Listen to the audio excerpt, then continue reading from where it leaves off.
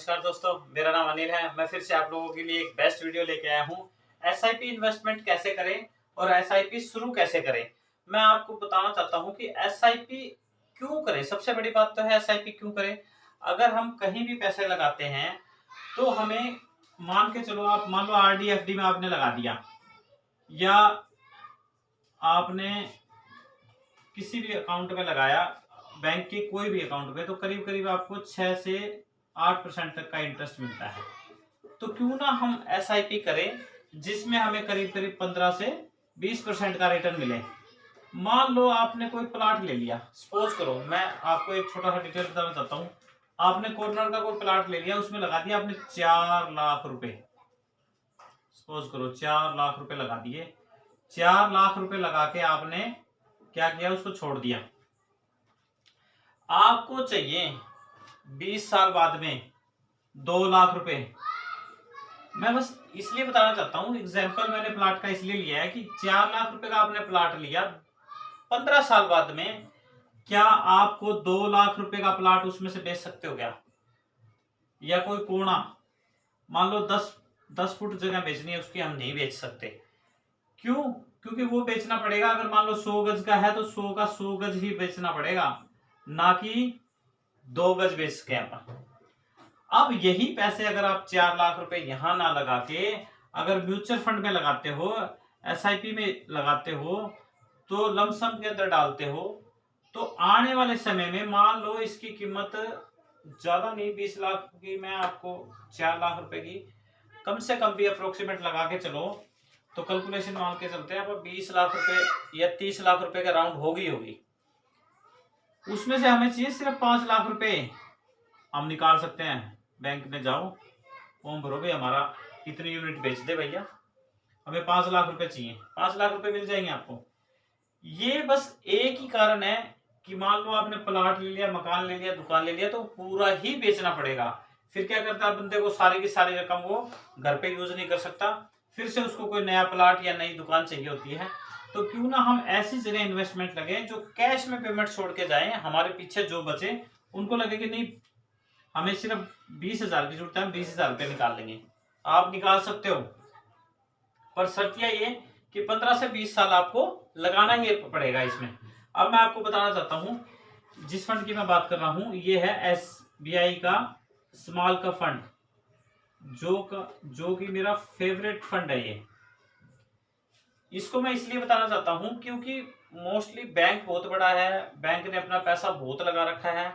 आप जाके पूछो कि एसबीआई ने एसआईपी में कितने पैसे लगा रखे, कितनी एसआईपी इन्होंने स्टार्ट कर रखी, क्या क्या नाम है इनके।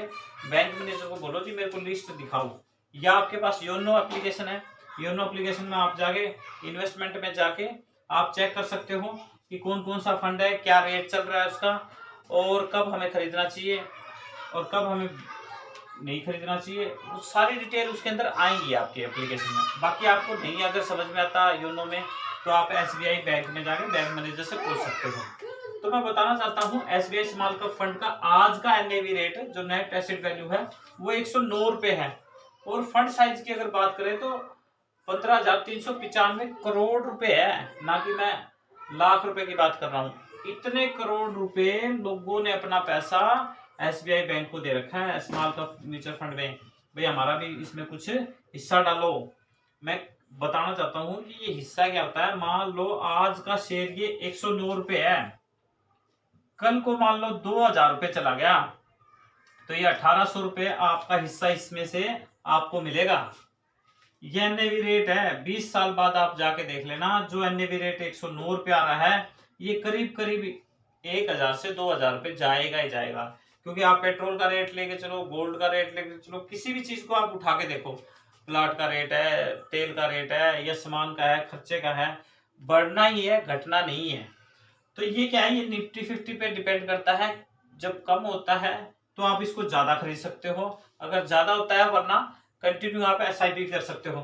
एसआईपी कितनी, मान लो आप 1,000 रुपए की स्टार्ट कर दी, आपको चाहिए 10 तारीख, तो 10 तारीख को ही आपका पैसा आपके बैंक से कटेगा, और 10 तारीख को जो एनएवी रेट होगा नेट एसेट वैल्यू वो आपका कट के एसआईपी में चला जाएगा। सिस्टमेटिक इन्वेस्टमेंट प्लान अलग से आपको दिखाएगा ग्राफ कि आपने इतने रुपए में इतने NAV रेट खरीद लिया है। मान लो जैसे 10 ग्राम सोना खरीदा हमने, 10 ग्राम सोना खरीदा 60,000 रुपए का, ठीक है। 60,000 रुपए का सोना खरीदा हमने 10 ग्राम, अगर इसको 10 से भाग देंगे तो 1 ग्राम का रेट निकल के आ जाएगा। सेम वही कैलकुलेशन इसमें है कि आपने 1,000 रुपए के NAV कितने मिले वो आप इससे भाग लगा के देख सकते हो।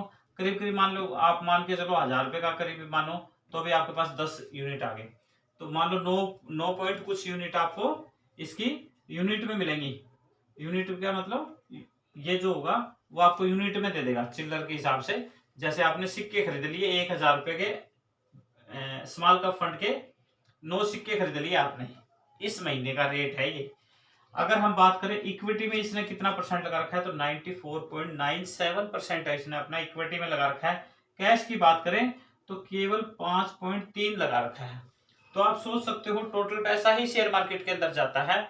कहीं भी देखो आप, जो पैसा निकल के आएगा वो टोटल शेयर मार्केट से निकल के आएगा। ना कि यूं सोचोगे आप भाई आपने मेहनत कर लिया, आपने पैसा बना लिया, सेविंग अकाउंट में रख लिया, सेविंग अकाउंट में केवल और केवल सेविंग अकाउंट में सिर्फ 4% लगेगा आपको, चेक कर लेना आप, ठीक है। मैं आपको छोटा सा एग्जांपल देना चाहता हूं। केवल और केवल 2,000 रुपए की अगर कोई SIP करता है, 15% का मान के चलते हैं, वैसे मैं 15 से 20% बता रहा हूं। अगर हम इसका रिटर्न मान के चले, 2,000 रुपए की SIP करी 15% के अकॉर्डिंग में 30 साल के लिए, तो 7,20,000 रुपए आपने जमा किए, करीब करीब निकल के आएंगे 1,40,00,000 रुपए। 30 साल के अंदर में आपकी रिटायरमेंट आ जाती है, आपके बच्चे की परवरिश पूरी हो जाती है, उसके बाद में उसकी शादी करनी होती है, अच्छा मकान बनाना होता है, और आपका जो बुढ़ापा है उसको भी हम सेव कर सकते हैं। तो मेरा मानना है SBI small cup mutual fund बहुत ही बढ़िया है। रिस्क की जरूर है, पर अगर हम लाइफ में हल्का सा रिस्क ले ही ले लेते हैं, तो कम से कम जो बड़े बड़े रिस्क आने वाले हैं उसको कम से कम कर लेंगे हम इससे। तो नेक्स्ट SIP के बारे में मैं बेस्ट बताने की कोशिश करूंगा। थैंक यू और धन्यवाद आप लोग।